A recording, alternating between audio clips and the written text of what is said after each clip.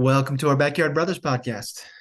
We are talking NBA draft today. We had some NASCAR talk last week and finished up some NBA finals discussion. It always surprises me how quickly after NBA finals the NBA draft for the next year happens. It's always very quick and surprising how quick that happens, and kind of NFL has a lot of big break between like the off season is really an off season. People go home, they go to they have their families, they do all these things before they get back into camp.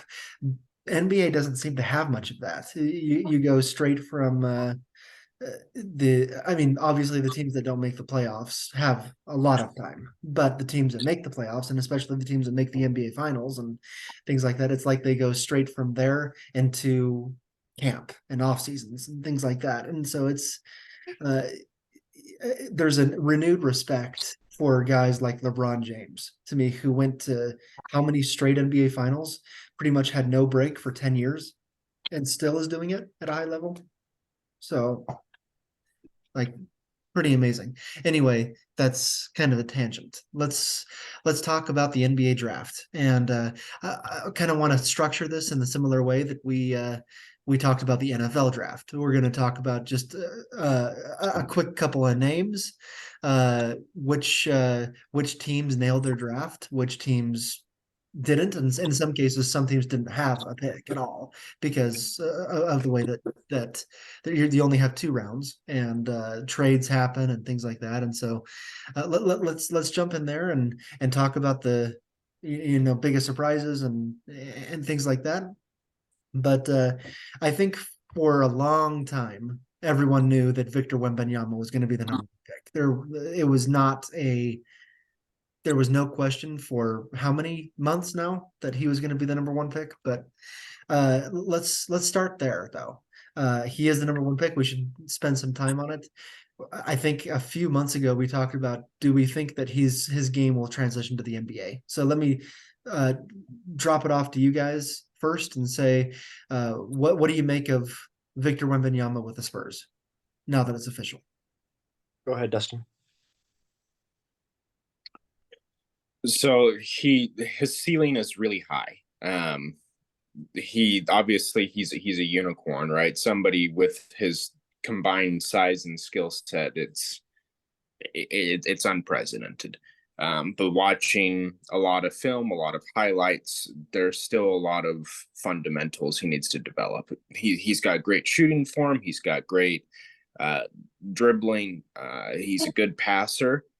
Um, but his defense, his rebounding, even is more that he relies on his height more than fundamentals. And so he has a great opportunity to develop that under a great coach and Coach Pop, and a great organization. And I imagine that the Spurs organization will just drill fundamentals into him, to really develop him um, over the next season. And so is he a rookie of the year? He may be the best candidate so far, but there's a lot of basic fundamentals he needs to get drilled down in order to reach to that caliber.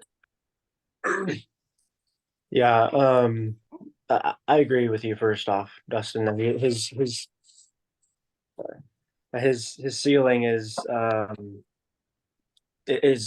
unlimited. He has crazy amount of potential. I think, being a first overall pick, doesn't matter what sport you're in, is a lot of pressure. He's 18, is that right? I think he's like 18 years old or something, right?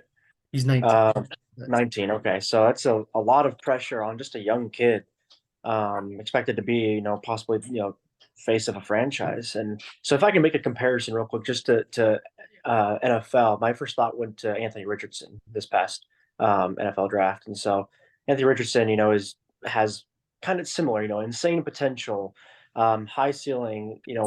People don't even know really what he could accomplish. As of right now, he's not NFL ready. So I would kind of go back to that. I think that Victor Wembanyama is more, NBA ready than Anthony Richardson is NFL ready, but I think that he needs some time to be polished over. I think he needs at least a season or two before he's really the up and coming star. But like I said, he has a potential. I think he will do it, but he won't be, I think, what they expect of him this season. Both of you have good points, and I do like that comparison. I think it's a little easier to transition to the NBA than it may be to transition to the NFL, just because NFL has very set positions that, and so does the NBA. But I mean, I do like Victor Wembanyama as a prospect and as a potential Rookie of the Year candidate this year. I think that the Spurs and Greg Popovich is renewed with energy now that he has this young roster led by Wemby, and I think he can do a lot of good things this year. I I did say a few months ago when we first talked about Wemby that I didn't I didn't see quite how his game could transition into the amazing once in a generation type player that everyone is saying that he could be, just because I mean he's 7'5", but he weighs barely over 200 pounds. This guy's going to be pushed around in the paint. And Dustin, you mentioned his defense, his lack of defense. Uh, I yeah, he's a big Stretch Armstrong guy, but like I think about when the Spurs go up against the 76ers and how he has to guard Joel Embiid. Like how is that going to happen? So he definitely has to work on his strength, his defensive fundamentals, but also offensively. The Spurs are really, really young. I mean, I think they're going to be the youngest team in the NBA next year. They have really, really young players, no one proven, and it's going to be a struggle, I think, for a lot of players. I think Wemby's going to show a lot of good things, but the Spurs are not going to show a lot of good things. So, uh, Good analysis. let's so really 1, 2, and 3. To me, and Dustin, you may have a better analysis, but picks 1, 2, and 3 went exactly as everyone said that they would. Uh, we had Wembanyama, we had Brandon Miller from Alabama go to the Charlotte Hornets, and we had Scoot Henderson go to the Trailblazers. So, any thoughts about those two, Brandon Miller and Scoot Henderson? It was pretty much predicted it was going to be those three, 1, 2, 3 in that order, and that's what happened. So,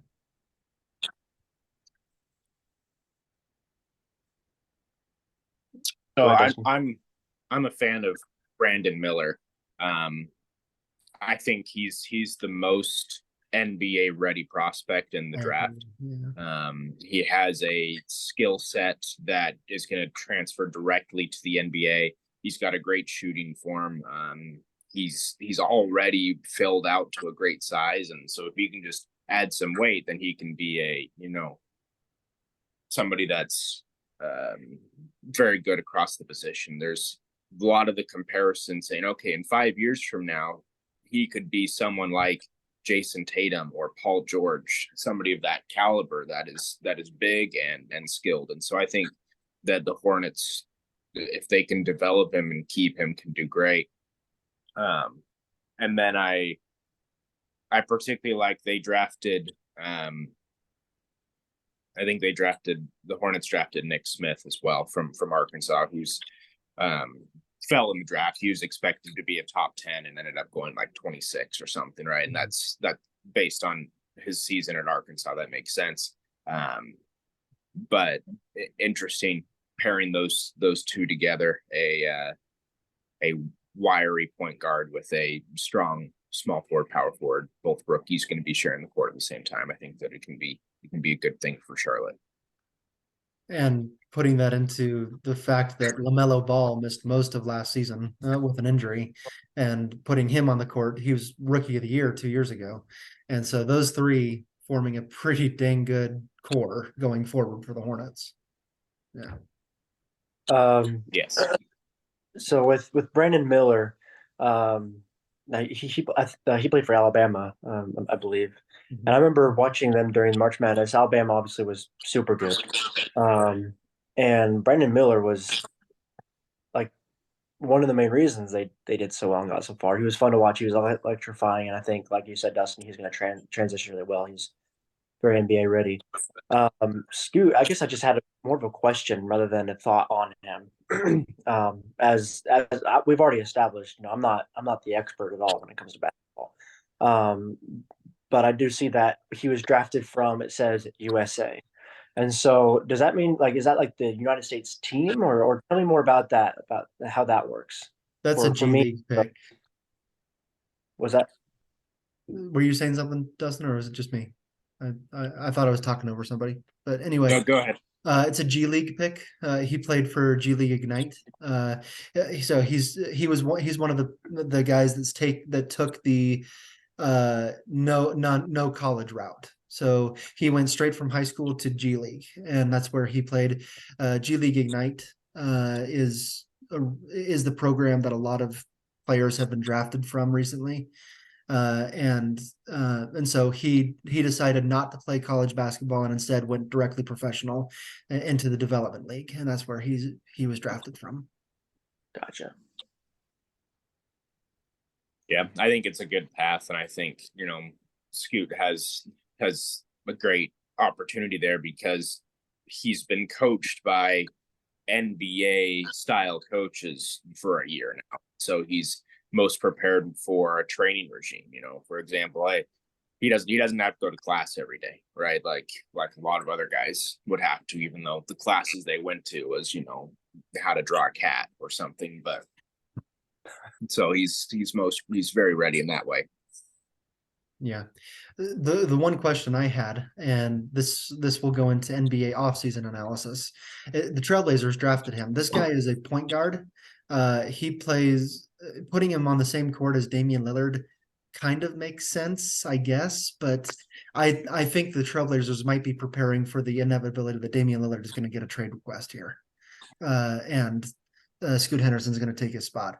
Is there? I mean, Lillard has said previously that he wants to play in Portland the rest of his career.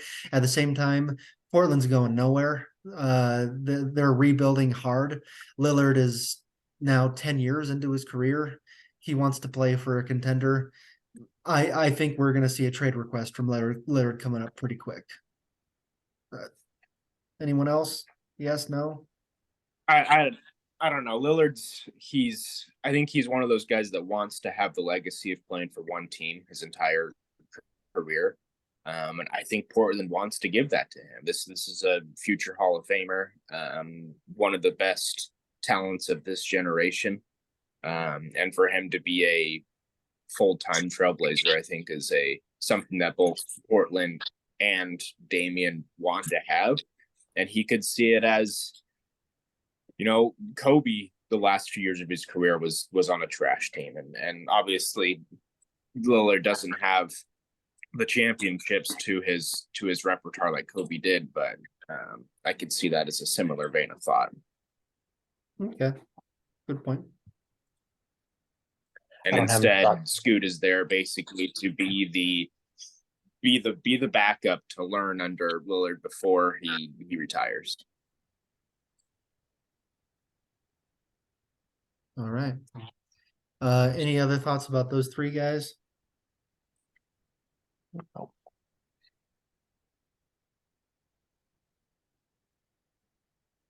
Okay. Let's talk about let's jump into which teams nailed their draft and which team you think could have done any better. Any analysis from either of you two about that? A team that confused me was Orlando Magic. They drafted 2 point guards. Let me make sure I get the names right here. They drafted Anthony Black and Andre Jackson, Jet Howard.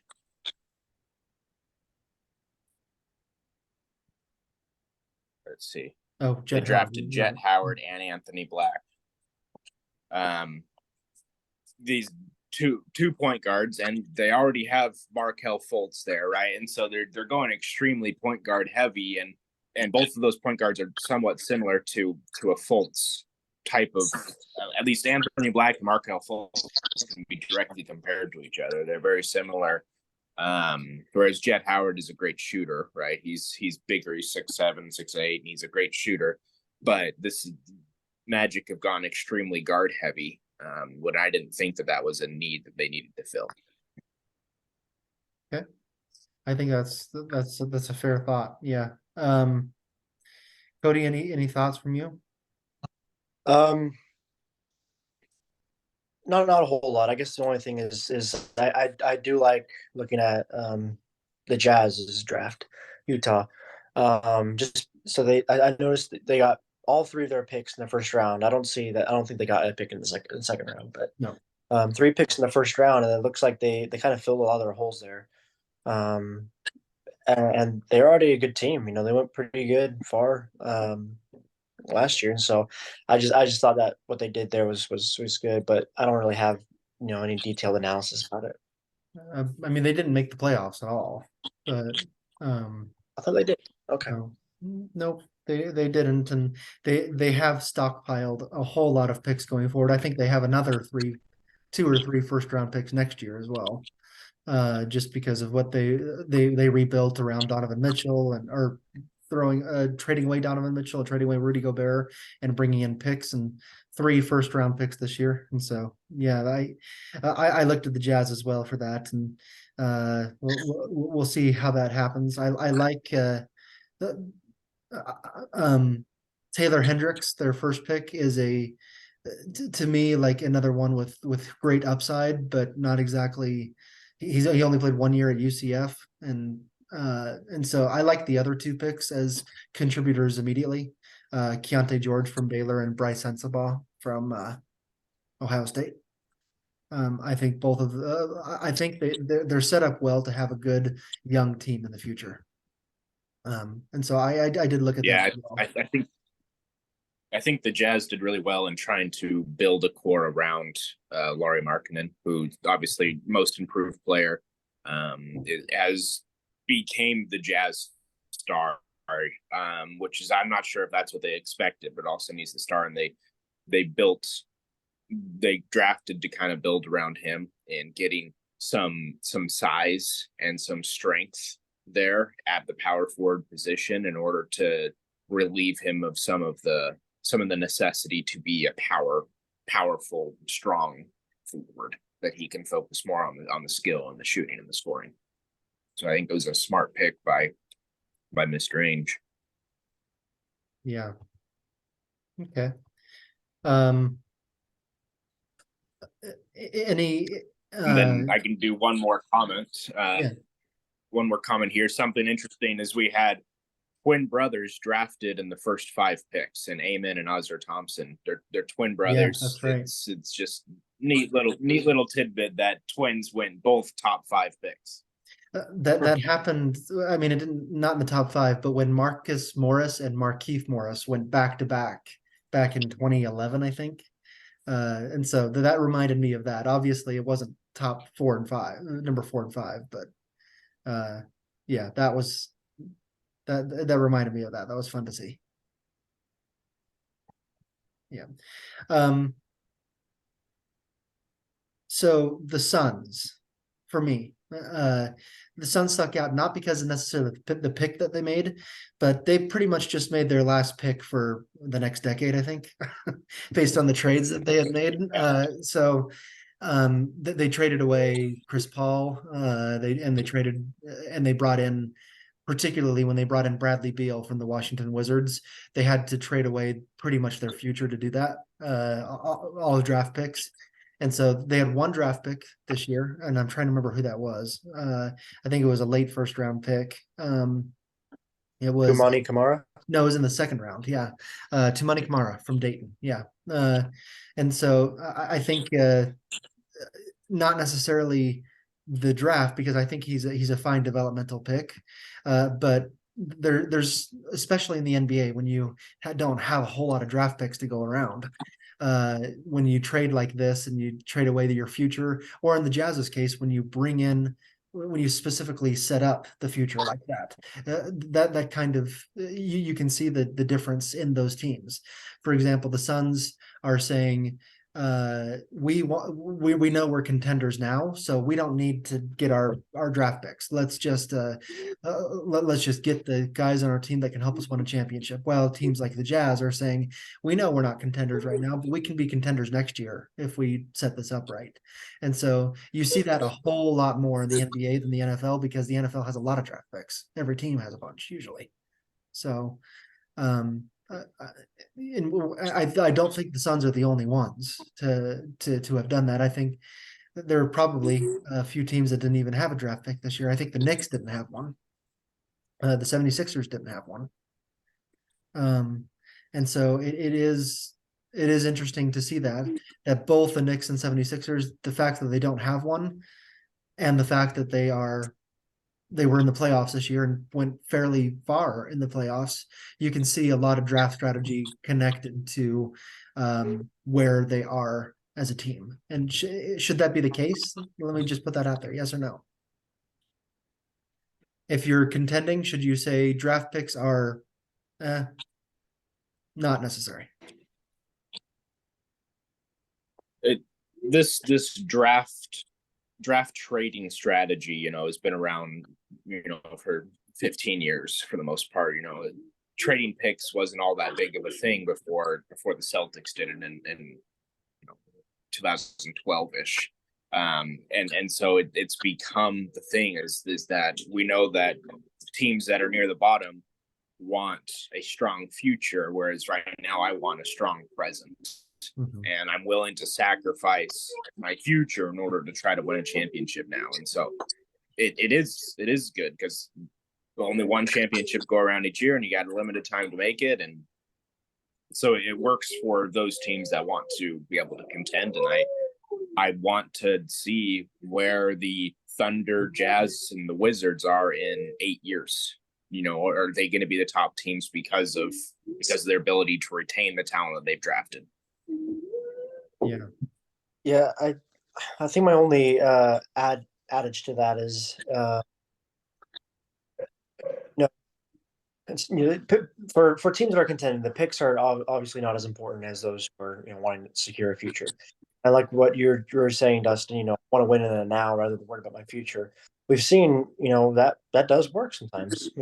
Sometimes if you focus on building up your team right here and right now, just to focus on getting a win, kind of have a crappy future for several next years. And of course, my comparison goes to the Rams. And I apologize about that, but anyway, yeah, I don't think it's a bad idea. It works for some teams, but I've been someone who I treasure picks, so I wouldn't really trade them away for that. Okay. Any last thoughts from any of you before we do Rookie of the Year projections? My one that I'm going to throw out, and Dustin, I hope I'm not taking anything you want to say, because you mentioned this offline. Jaime Jaquez, UCLA. I think he went to the perfect spot.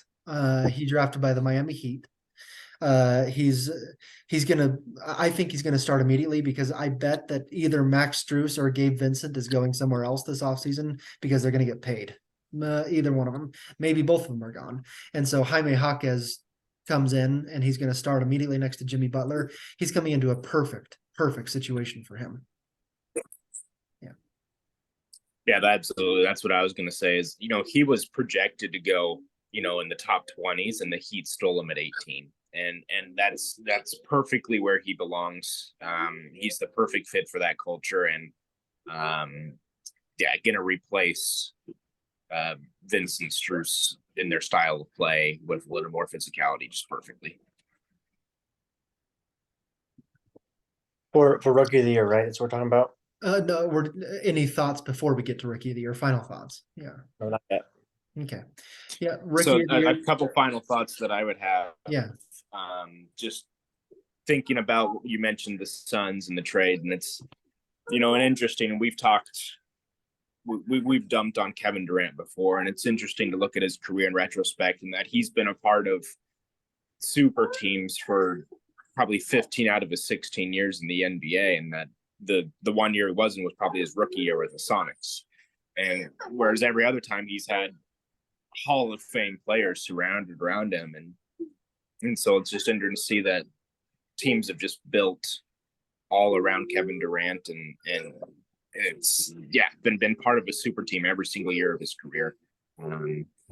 That's interesting. And then thinking about Chris Paul going to the Warriors, right? He was traded to the Wizards and then immediately traded to the Warriors, which is brilliant by the Wizards to generate all of the assets and doing that and saying, hey, we'll send you to a contender and get some assets in return, including Jordan Poole. So it's going to be interesting how the Warriors fare next season with that Hall of Famer on the team. Nice thoughts there. Yeah, good analysis. Okay, rookie of the year picks. Is it Wembanyama? Is it not? And who wants to go first? I'll go first. It is not Wembanyama. In my opinion, it's going to be Brandon Miller. I think he's the most NBA ready player. He's filled out. He looks like he can hold his own when Wembanyama looks like someone could pick him up and break him like a twig. And so I think Brandon Miller is probably the strongest rookie of the year candidate. I was gonna say the same thing, that I thought Brandon Miller was probably a good rookie of the year candidate.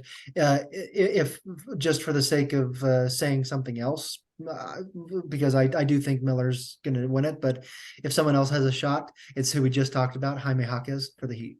Yeah, Dustin. Good. Yeah, I would go with Brandon Miller because the team is really built.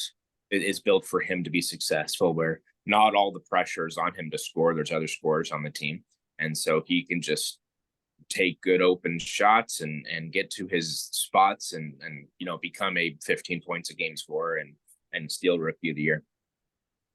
Awesome. That's all we have for today. We're going to end this recording if we can stay online and talk just a little bit logistics afterwards. But we will talk to you later.